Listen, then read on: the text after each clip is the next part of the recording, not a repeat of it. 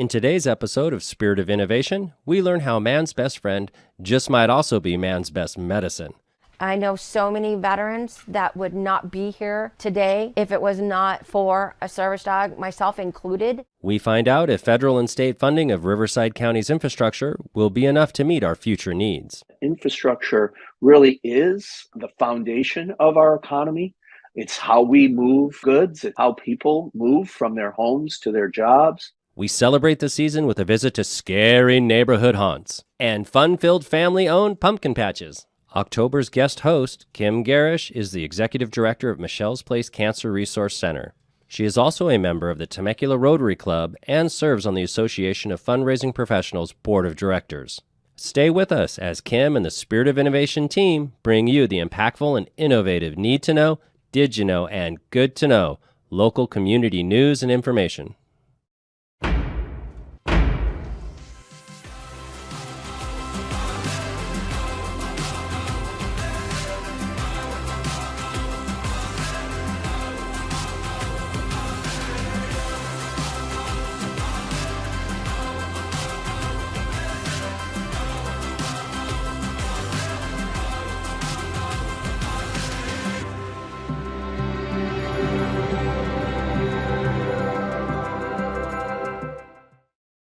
Welcome to Spirit of Innovation. Thanks for joining us. My name is Kim Garish, and I'm honored to be guest hosting October's Spirit of Innovation. Being here during Breast Cancer Awareness Month is especially meaningful to me. Michelle's Place opened 21 years ago as a support center for women with breast cancer, and I became their first employee. Now, as the executive director, I oversaw the expansion of Michelle's Place, which now allows us to serve those battling cancer of any kind. We couldn't have done it without a lot of community support, such as the Colony Women's Golf Club, which so generously holds a tournament in our honor each year. And Brighton Collectibles, who donates to Michelle's Place each time a Power of Pink bracelet is sold this month. And Reality Rally, whose amazing race-style challenges raise funds through community participation. And thank you to JDS Creative Academy for their Art in a Box donation, which provided materials and supplies needed for us to hold our free creative arts workshops. We appreciate all of our supporters and hope to see you all at our Walk of Hope at Linfield Christian School on November 5th. You can find more information on the Spirit of Innovation website. This is definitely a busy time of year. Here to get us caught up with what we need to know is Spirit of Innovation reporter J.K. Weldon. Thank you, Kim.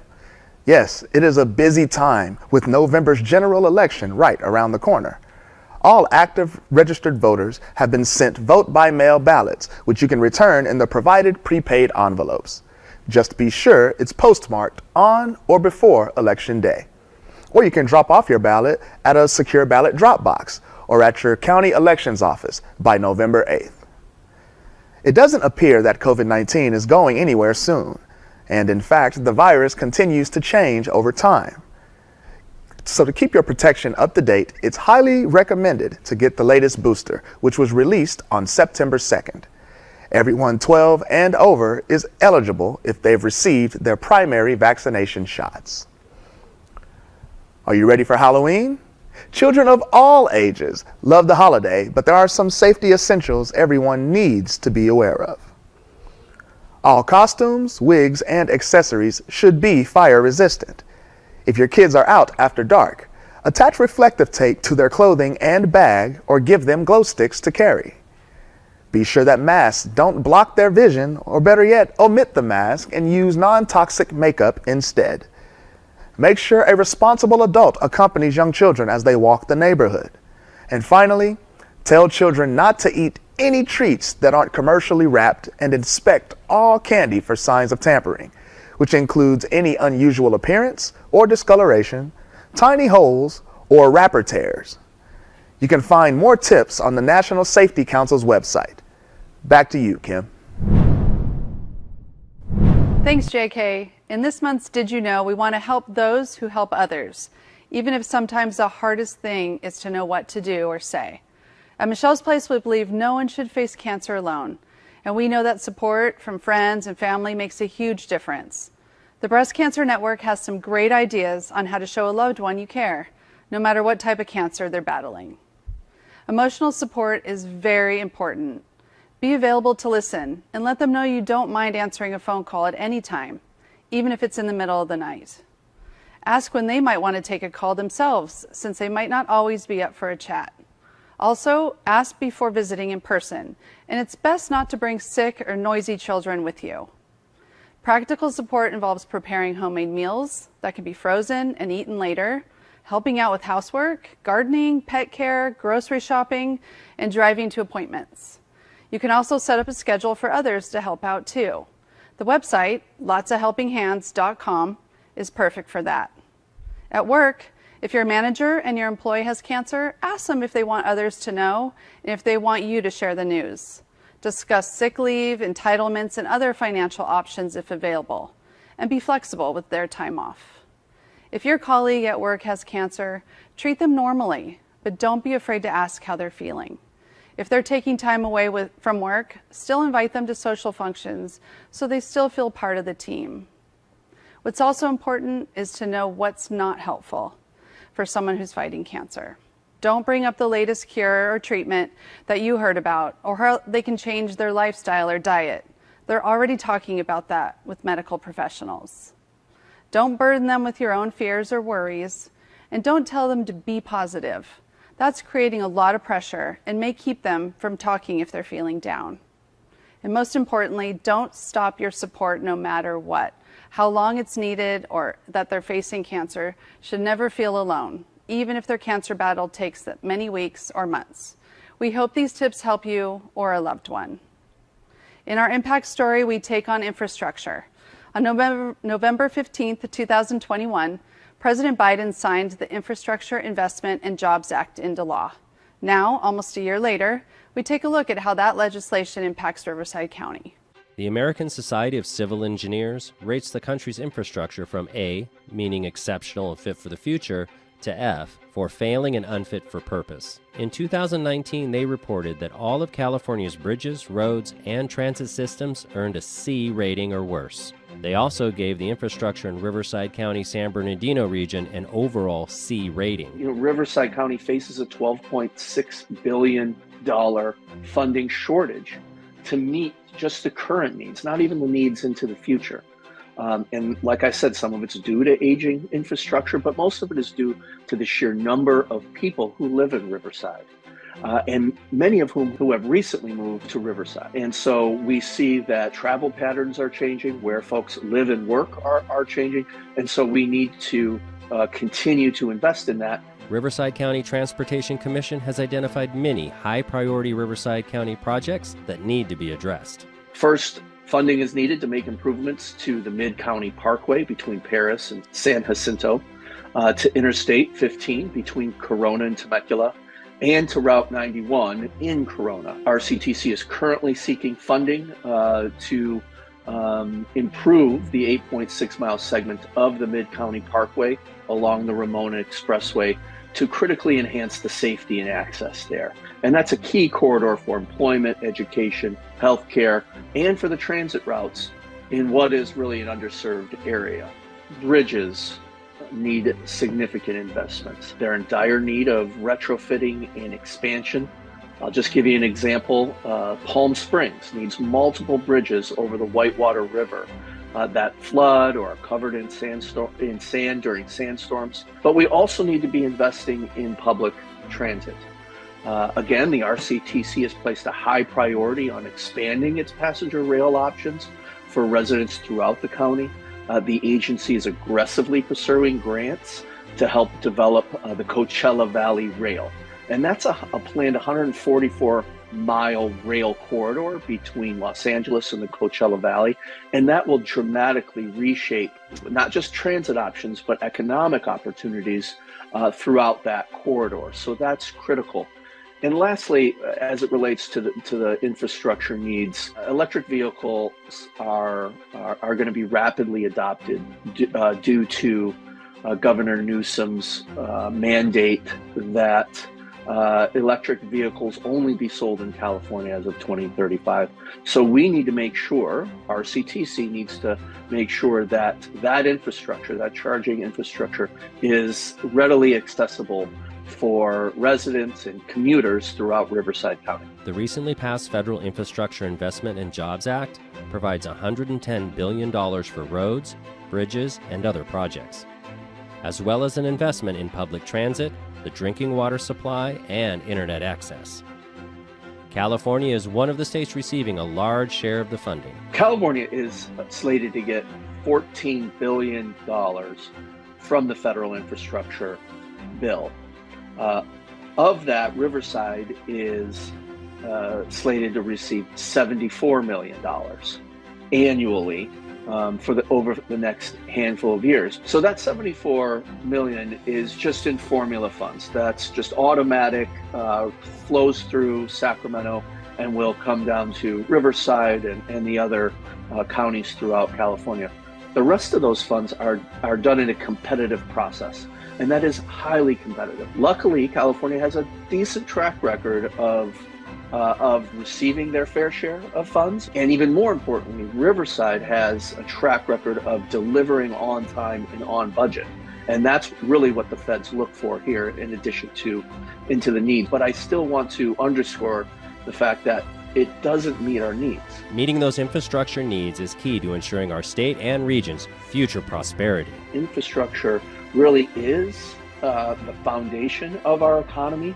It's how we move goods. It's how people move from their homes to their jobs. Well, so it really is the foundation of really everything that we do here in Southern California. And we've traditionally been a leader in the nation.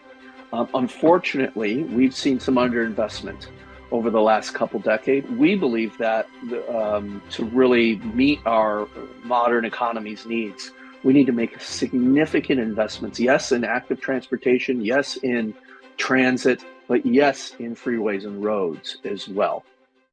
Infrastructure issues are always an ongoing story. If you want to dig deeper, head over to the Spirit of Innovation website, where there are relevant links to get you started. 1 in 3 U.S. veterans experiences some type of post-combat mental health challenge, with 20% suffering from PTSD specifically. These invisible injuries present devastating effects on the lives of veterans and their families. This is where PTSD service dogs come in. Growing evidence shows service dogs greatly reduce the symptoms of PTSD in military veterans. SOI team member Jordan Wood has more information. I'm here at the Patriotic Service Dog Foundation in Murrieta, where deserving veterans are matched with highly trained service dogs. These dogs provide their new partners with self-confidence and independence as they navigate life outside the military. There are just a multitude of things that the dogs do for our veterans. Everything from dealing with PTSD, traumatic brain injuries, missing limbs, goes on, and so we train the dogs for various purposes depending on what that individual needs. The nonprofit focuses on veterans who benefit from long-term mental and physical assistance. I had a really difficult time when I got out of the military because I had a lot of lack of trust. I didn't know what was wrong with me. All I knew is that I was unhappy, I was depressed, I was scared of the world. I was diagnosed with PTSD probably about 11 or 12 years ago. So I watched several YouTube videos, and then I spoke to my doctor. And I asked her, I said, do you think a service dog could help me with my PTSD, getting out of the house, living a better life? And she said, oh yes. So she recommended that I get a service dog to help me have a life. Lisa found her dog Marley through a breeder, and Patriotic Service Dogs showed her how to turn Marley into a PTSD service dog.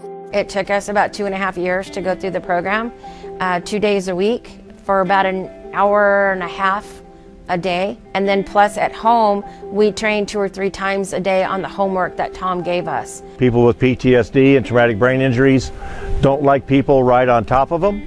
So Lisa would not like this out in public with somebody getting this close to her. So we teach a task called block. And so that's where the dog will stand in front of her and then prevent that person from coming that close. They normally would stand about this far at least. So that helps Lisa, feel more comfortable being out in public and allowing her to actually go out and live a good life. So this is 6th position, and that's where the dog goes between her legs and covers her back. So if she was at an ATM going up to the ATM machine, the dog is covering her back. So if somebody were approaching her, the dog would give a signal to her just by reacting. Another one we do is what we call interrupt, and this depends on what the person, whatever signal they have. Some people wrench their hands, others rub their arms when they start thinking about things that remind them of some bad stuff. Okay, where they get into a flashback, anything like that. Lisa's is a verbal command, which just tells her dog, help, I need help right now. Okay, I'm going into a bad place and I don't want to be there. Though Lisa found her dog through a breeder, Patriotic Service Dog Foundation provides dogs to veterans in addition to training. We get our dogs from various places, various sources. We rescue some. We have resources for that, which we really like to do. We have breeders that work with us and they donate puppies. Off and on, we have people that will donate a dog that for whatever reason they can't keep. We evaluate them. If it's a good dog for our use, we take them. It can cost anywhere from $20,000 to $50,000 to train a service dog. While the investment is high, many would agree the benefits of PTSD service dogs are worth it. Marley's given me my life back. I can go to the movies by myself. I can actually go out of the house and take a walk. Because of her, I can socialize. I can actually talk to some strangers. I'm happier. I'm sleeping better. Anyone that is considering getting a service dog should do it. Service dogs will save your life. I know so many veterans that would not be here today if it was not for a service dog, myself included. Our nonprofit raises funds so we can provide the dogs to our veterans at no cost to them. So it really helps out a lot, and so that's why we have the foundation to really raise those funds and provide that support. Dogs have proven over their centuries that they're man's best friend in a lot of ways. And as service dogs, it's pretty unbelievable what they do and the differences they make. So what they do is absolutely amazing. It's so great to see innovative ways our veterans receive help in overcoming the emotional and physical challenges they face after their service. Visit the Spirit of Innovation website for more facts on service animals and their benefits. Now it's time for the Good to Know, where we share community events, heartwarming news, and general good to know topics and information. Here to get us started are SOI team members Aaron Perris and Tyler Perone. Thanks, Kim. The City of Riverside has approved the Homeless Action Plan, which includes specific goals to prevent homelessness. These goals include building more affordable homes, increasing the availability of emergency shelters, and making more mental and physical health services available. The Valley Vista Library is now open. Closed in August 2021 to repair damages, the library returned better than ever, with modern furniture, plug-in tech, public computers, over 24,000 books, and a new children's section. Libraries are vital to any community. Be sure to sign up for a library card to get in on the fun. The City of Temecula is updating its local hazard mitigation plan and seeks residential input from those who live or work in or near Temecula. The purpose of the plan is to identify potential hazards that might harm critical facilities nearby. Go to the city's website to access the survey. Watch a free live stream of the California Youth Leadership Summit on November 5th from 5 to 7 p.m. Listen to speakers discuss climate change, racial and gender equality, and many other important topics spreading peace, kindness, and cooperation. Headville headquarters hosts the Temecula Fall Wiener Fest on November 6th, where there will be family-friendly games, local vendors, raffles, and door prizes. The community comes together on November 11th to honor our veterans with many different events. The city of Menifee holds a family-friendly gathering at Central Park, filled with special presentations, speeches, and a Veteran Resources Expo. You can also show your appreciation at the City of Temecula's annual Patriotic Salute to Veterans held at the Civic Center in Old Town. Enjoy a military banner presentation and a performance by the Temecula Valley Symphony. You can also enjoy a Veterans Day concert at Wildomar's Marno O'Brien Park, where there will also be vendors, food for sale, and a beer garden. Ready for Halloween? There are many spooky and fun community events to enjoy the spirit of the holiday. In Hemet, the Ramona Bowl Amphitheater hosts its 7th annual Boo at the Bowl October 28th to 30th. Guests can enjoy a trick-or-treat trail, carnival games, spin art, a magic show, and a new attraction, Casa Loco. Halloween isn't the only holiday to celebrate this time of the year. Experience Mexican culture by attending a Dia de los Muertos event. Head to Lake Elsinore's historic Main Street on October 29th to enjoy traditional music and dance, food, art, vendors, and decorated altars. For more Day of the Dead fun, on October 30th, the Southern California Railway Museum in Perris hosts a full day of authentic food, family activities, altar competitions, and more. Have you ever experienced a weird or haunted happening? On Halloween, October 31st, you can share your scary story with others at the Moreno Valley Library Mall branch. Also on Halloween, if you're looking for a safe alternative to trick-or-treating, bring the kids to Rancho Bella Vista Park in Murrieta for jumpers, games, candy, and other spooktacular fun. As Shakespeare wrote, something wicked this way comes. To homes and neighborhoods across Riverside County, haunted attractions have long been a popular tradition during the Halloween season. For some Ribco residents, they have taken their love of Halloween to the next level by creating their own haunted experiences right in their own homes. The earliest recorded haunted attraction was the Orton and Spooner Ghost House, which opened in 1915 in the United Kingdom. Decades later, the horror movie franchise of the 80s brought with it the growth of for-profit haunted attractions. Fast forward to today, haunted houses have become increasingly popular and more elaborate. In Riverside County, many homeowners showcase their passion for Halloween by transforming their homes and yards into small-scale haunts with the promise of big scares.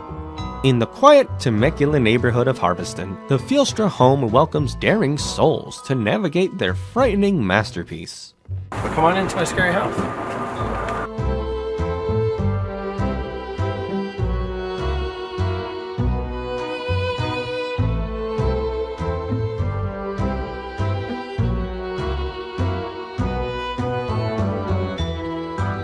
I started doing the haunted houses mainly because I went to Knott's Scary Farm as a kid, and I always wanted to have a house where I could build something and, you know, kind of have fun in the neighborhood. I like seeing the kids smile, give them a little scare and stuff. And I think really one of the secret reasons my wife really hates being scared.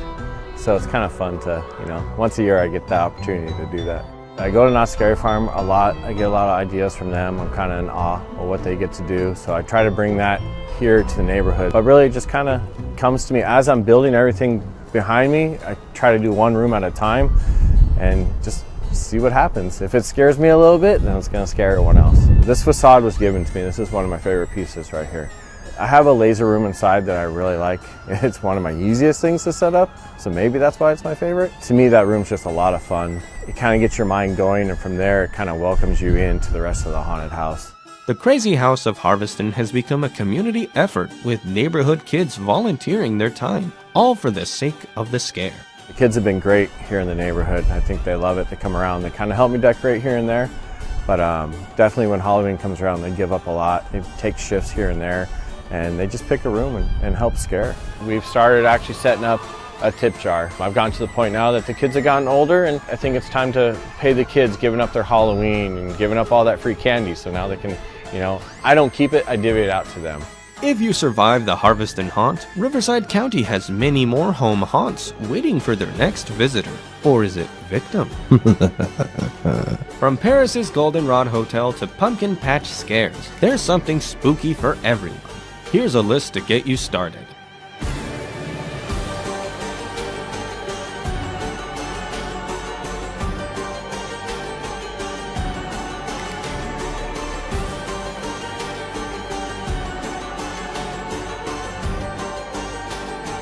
neighborhood haunts provide a great way to unite the community and offer safe and free spooky fun for all. Your hunt for great haunts doesn't end here. Be sure to get your chills and thrills at the JDS Creative Academy Haunted Studio. It has just the scares you need. Come one, come all. Step up to the big tent at JDS Studios. October 28th and 29th, starting at 6 p.m. for our Haunted Circus fundraiser. We have sweets, games, face painting, and more. There is also a costume contest for a scary good prize. So stop clowning around and come on down.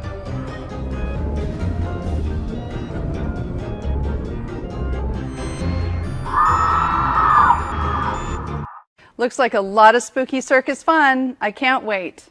Halloween isn't just about haunts and scares. Many children and adults alike enjoy the local pumpkin patches in the fall, which then turn into festive Christmas tree lots 2 months later. Bella Journey from the SOI crew, along with other members of the SOI team, take a look at how seasonal activities have not only become part of our holiday traditions, they're a profitable business as well. It's October, which means cooler weather, hot apple cider, and one of my favorite things to do is pumpkin picking. According to the National Tour Association, 2.4 million people a year enjoy heading out to California farms and ranches for recreational fun.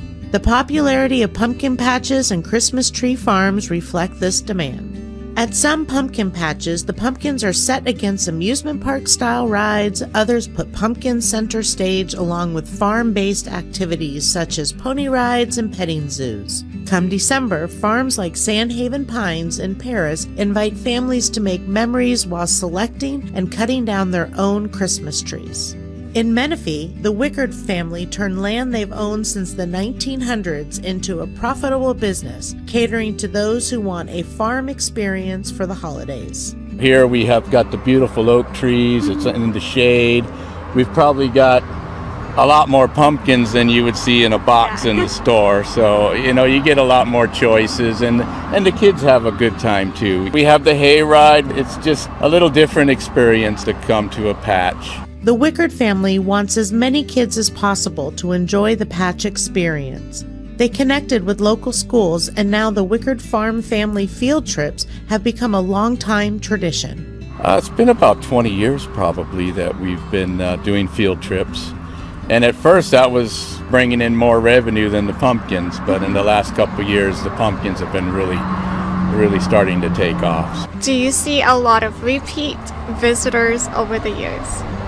Yes, and in fact, some of the kids that we first did the field trips, they're bringing their families. Mm-hmm. I mean, they were little kids, and now they're bringing their little ones. So it kind of makes you, see how time is passing, and your little kids have, they're grown up. But it's the Christmas trees that first brought visitors to the farm. I first started selling them to be able to pay the property taxes, because the farm is 47 acres, probably $7,000 or $10,000 a year just in property taxes. Wow, that's a lot. So I had to start doing something that would bring in extra revenue, and I planted my first tree in '91. Because I bring a lot of trees from Oregon, and where you see all these pumpkins here now, it'll be full of Christmas trees from Oregon. Wow. And plus the trees that grow here on the farm. We got about 7 acres. Growing on the farm. Where do you grow your pumpkins? Actually, we have a nice about an acre patch in the back. This is the biggest patch I've had out there. We've gotten quite a few pumpkins out of it, probably about 10 of the bins that are coming out of there. And I still have to get more because there's more out there to harvest. Yeah. I just give them a little fertilizer when they're starting to grow. And next year we'll probably have a 2 or 3 acre patch back there to grow more pumpkins. There's no better way to enjoy the holidays than heading out to a pumpkin patch or a Christmas tree. You have fun while supporting a local farmer. It's a winning situation that everyone can enjoy. Yay! Thank you, Bella. I love seeing all the fun outdoor activities we can do to celebrate during the upcoming holidays. JDS Studios also has a busy schedule through the holidays. On November 2nd, come on down to audition for their one-act holiday plays, Everyone Gets a Part. The performances will be on December 17th and 18th, along with a winter showcase that includes creative works from JDSCA's digital and performing arts classes. It's a great time to see what the students from the musical theater, fashion design, photography, and script writing classes have been up to this last semester. We're also sending good wishes to Scott and Diane Strand, the Creative Academy's founders and the authors of the best-selling book, Show Business. They will be speaking at the Book Festival in Miami, Florida, the weekend of November 11th, 12th, and 13th. That concludes this month's episode. Thanks for watching Spirit of Innovation. I have to say that I've really enjoyed hanging out here with the hashtag JDSFamily, and I hope I can do it again sometime. Don't miss the SOI training crew on radio station 102.5 The Vine, 7 days a week, with the JDS Creative Academy Community Spotlight. You can also catch the SOI crew streaming live episodes of the SOI Update on YouTube and co-hosting the new podcast, SOI Talk, on 101.3 KATY Radio Sunday mornings at 7 a.m. and anywhere you stream podcasts. The next episode of Spirit of Innovation drops on November 23rd with a new special guest host. Who is it? You'll need to tune in next month to find out. I'm sure whoever it is will have as much fun as I did. Until then, SOI out.